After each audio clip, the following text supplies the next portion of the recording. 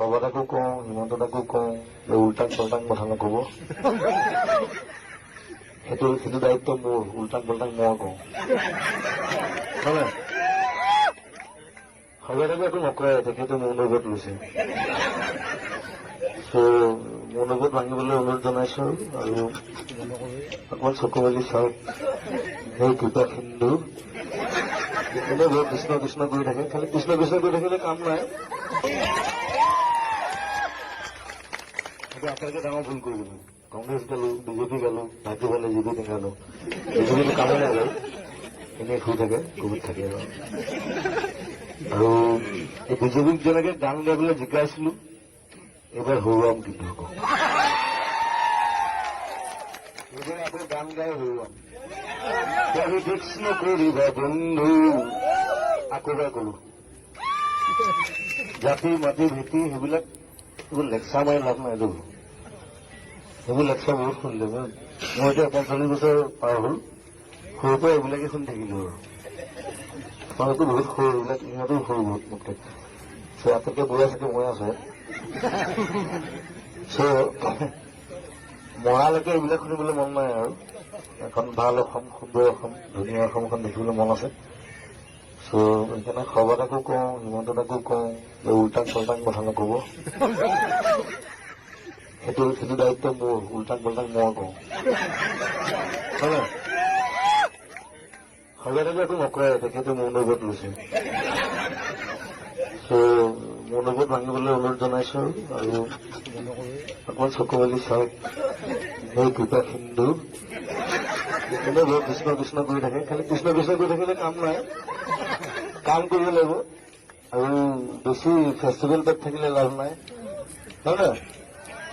festival পাতি পইচা খৰচ কৰি আমাৰ ফিল্মফেয়াৰ পাতিছে ঠিক আছে ফিল্মফেয়াৰ কথাটো বেয়া কথা নহয় মই ভালে পাইছো বাহিৰৰ মানুহ আহিব আমাৰ লগত এটা কোঅৰ্ডিনেশ্যন হ'ব সেইটো বেলেগ কথা কিন্তু তাৰ ভিতৰুৱা কথাবিলাক কি এইবিলাক নাজানো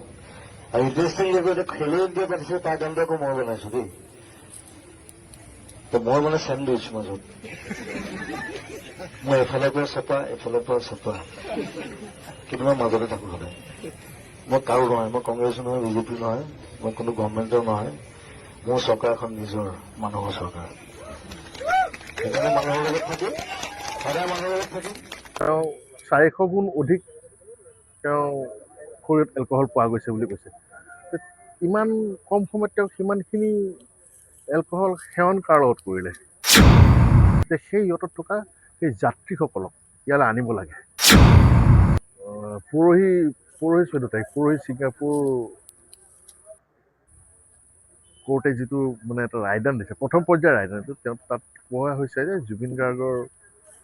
শৰীৰত অত্যাধিক এলকহল পোৱা গৈছে আৰু তেওঁ পানীত ডুবিয়ে তেওঁৰ মৃত্যু হৈছে ঠিকে আছে তেওঁলোকৰ ৰায়টো দিছে আৰু ইতিমধ্যে ছিংগাপুৰ পুলিচে এটা কেছ ছাবমিট কৰিছে আৰু সেই কেছটো যিমানখিনি গম পাওঁ সেই সংক্ৰান্তত তেওঁলোকে ঘৰুৱা মানে জুবিন গাৰ্গৰ পত্নী গৰিমা গাৰ্গৰ লগত বহুতবাৰ কথা পাতিছে ছিংগাপুৰ পুলিচে গৰিমা গাৰ্গৰ যিখিনি ক'ব লগা আছিল কৈছে সেইটো হিচাপে তেওঁলোকে যোগাযোগ চলি আছে আৰু ইতিমধ্যে সেই ৰায়দানত গৰিমা গাৰ্গৰ জুবিন গাৰ্গৰ খুৰাক মনোজ বৰঠাকুৰদেৱ আৰু আমাৰ ৰাহুল কুতুব শৰ্মা উপস্থিত আছিল তেওঁলোকে উপস্থিত থাকি গোটেইখিনি গম পাইছে আৰু তেওঁলোকৰ কিবা ক'বলগীয়া আছিল কৈছে এতিয়া ঠিকে আছে তেওঁলোকে ছিংগাপুৰ কোৰ্টে সেইটো ৰায়দান দিছে কিন্তু সেই ৰায়দানটো মই ভাবোঁ যে বহুত সহায় কৰিব আমাক এজন অসুস্থ মানুহক তেওঁ 400 গুণ অধিক তেওঁ শৰীৰত এলকহল পোৱা গৈছে বুলি কৈছে ইমান কম সময়ত তেওঁ সিমানখিনি এলকহল সেৱন কাৰ লগত কৰিলে তেওঁক নিশ্চয় কোনোবাই যোগাৰ ধৰিব লাগিব সেইখিনি কোনে ধৰিছিলে আৰু সেই অসুস্থ মানুহজনক যিজন মানুহক সকলোৱে জানে যে পানী আৰু জুইৰ পৰা আঁতৰত থাকিব লাগে তেওঁৰ অসুস্থতাৰ কাৰণে তেওঁক তেনেকুৱা অৱস্থাত তালৈ কিয় লৈ গৈছিলে